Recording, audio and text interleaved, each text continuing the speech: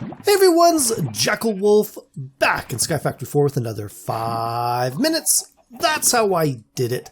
Now, if you've been following along, you know that we are working our way through the advancement book. Last episode, I don't even need to go into the advancement book for this one, but last episode, we made ourselves this really cool glitch armor, which gives us creative flight, which is absolutely wonderful. It is super cool and is going to make things, building stuff in this world way easier. This episode, what I want to do is I want to go back to our power situation. So a couple of episodes ago, I went and I upgraded my geothermal generators to a upgradable geothermal generator. I threw some of these speed modifiers in there just to get a little bit more output. I've added a couple more since because I kept running out of power. So I think it's about high and well time that we go and we finish off one of these advancements here, which is the maximum overdrive, which is to fill any upgradable simple generator with 4 stacks of speed modifiers and then right click on it. So to do that, we're going to need a ton more of these speed modifiers. But we are going to need a lot of resources for it, and I have not finished setting up my automation system here. So to make these speed modifiers, we're going to need an absolute ton of resources.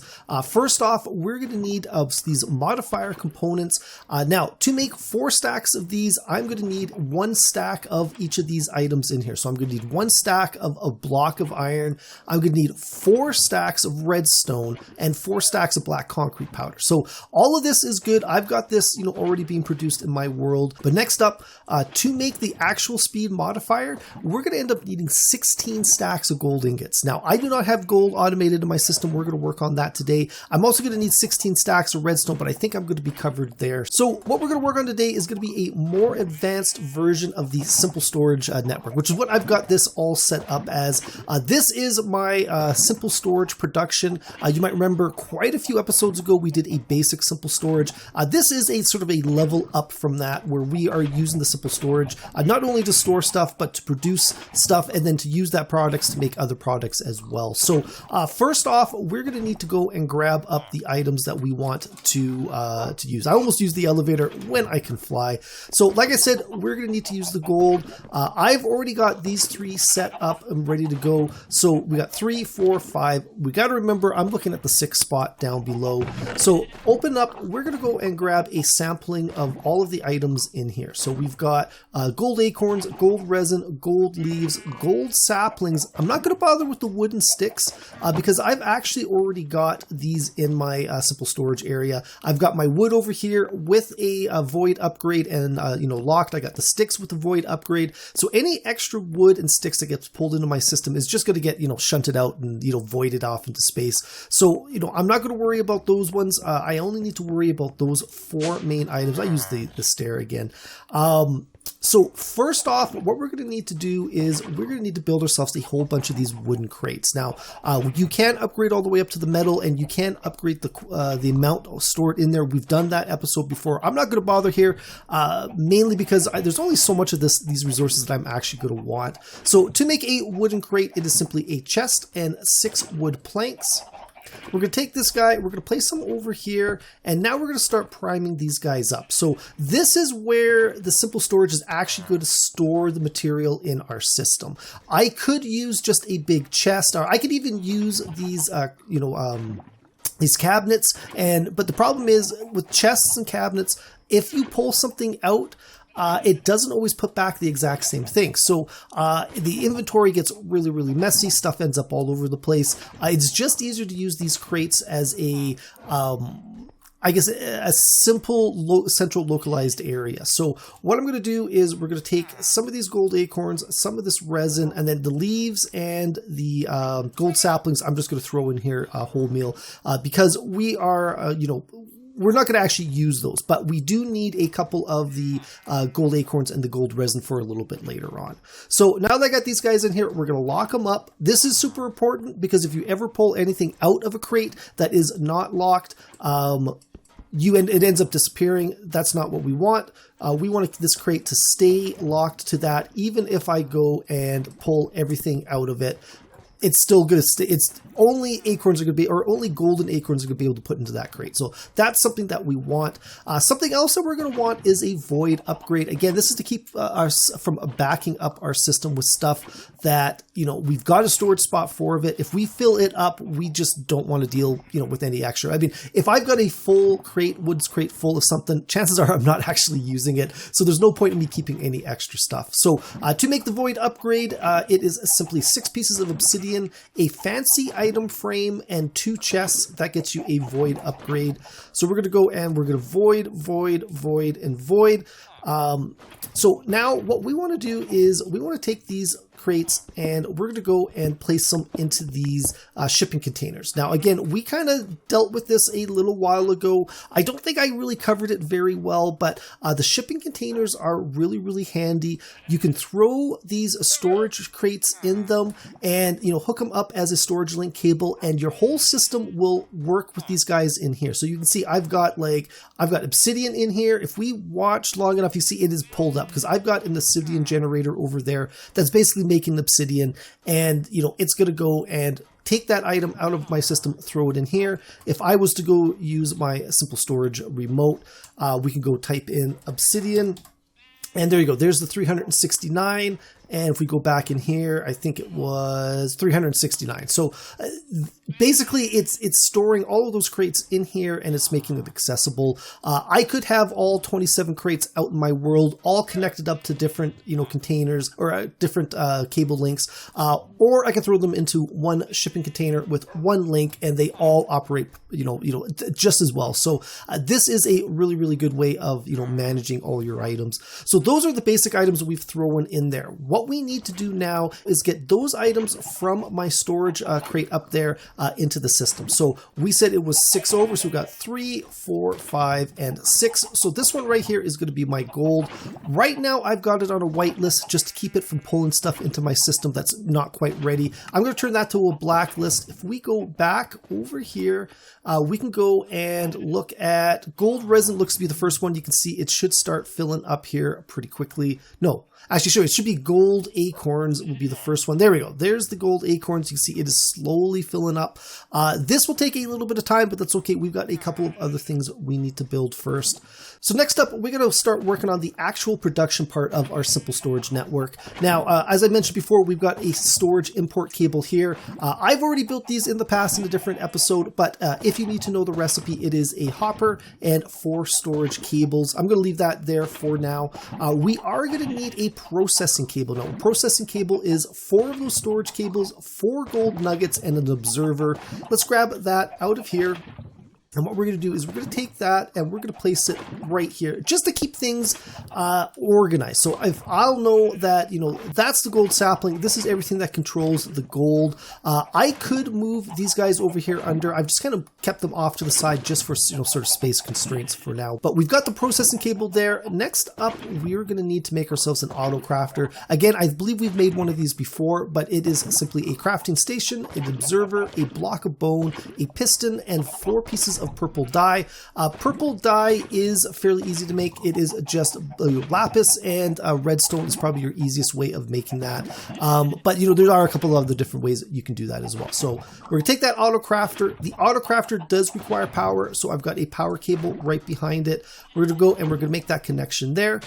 So we got to go and prime this processing cable. So the recipe that we are going to make is going to require 4 acorns and 5 pieces of resin. So we're telling it to pull in 4 acorns, 5 pieces of resin, and then what we got to do is we got to tell it what to expect out. So we're going to take those, we're going to make our recipe. There's our piece of gold amber, and then we're going to open it back up, and we're going to say you're going to expect to get a piece of gold amber to come out of that recipe. So basically, what it's just going to pull the items in through here. It's going to process them in the Autocrafter, and then it's going to pull them right back out. So next up, we're going to take the Autocrafter. See, it's already pulled in the full 4 acorns. We've got to actually tell it what we want it to do with those 4 acorns. So we got 4 acorns there. We got 5 pieces of resin. That's going to make that piece of gold amber. And then what we should do is just prime this one right here. So it's already pulled in the 4 acorns. It doesn't know what to do next. So we're going to take the 5 resin, and there you go. So you saw it quickly made a little bit of the amber. That's just pulled what little bit we've got over from the system so far, because it is probably still pulling in stuff. So gold acorns, 665, gold resin. Yeah, see, we've already used up all that gold resin from the system. So as it's pulling stuff in, it will start making these pieces of gold amber. So our next step is to take that gold amber and to turn it into either blocks or ingots. I've been using blocks simply because it takes up less space in our storage for more product. Because we need the actual ingots, for now I'm going to use these as ingots. Then later on I'll convert them over into actual blocks once I'm done this. So our first step is to get that gold amber out of our system and into this melter. To do that, we're going to need an export cable. So to make an export cable, it is simply four storage cables and a piston. We're going to take that storage cable. Now I'm going to come over here. I've got to break this piece and put this in pretty quick, just because I've got a automatic water system over here. So let's go and settle down. So to make this a little bit easier, we're going to break that, and actually it's not going to make me do that. Let's go there, and quickly we're going to go and throw that in there. All right, so now that we got the export cable in here, we got to tell it what we want it to export. So that's very simple. We're going to go throw that gold amber in there. If we come down, you can see it is starting to pull in that gold amber. It is turning it into, liquid gold. I've got this set up automatically. It is pulling a lava from my system, feeding it into my hopper. So this will, my sear tanks, this will all stay full. All I got to do is keep pushing, materials into this melter. So the other thing I'm going to need is I'm going to need a redstone clock, and I completely forgot to set one up. So to make a redstone clock, we are simply going to need 4 pieces of iron, 4 pieces of redstone, and a redstone repeater. And I bet you I don't have that repeater in my system. I do actually. Okay, that is good. So we've got that piece of redstone clock. We're going to place it up above here, and then we're going to go, and I always like just turning the delay ticks down for something like this. It's not going to stay, very long. So you can see it's already made it a gold ingot. I could pull that out manually, but of course, this is all about automating this whole system. So what we want to do is we want to add another one of those import cables. So we're going to take that. So we're going to look back over here. We've already shown off how to make it, and we're going to come back.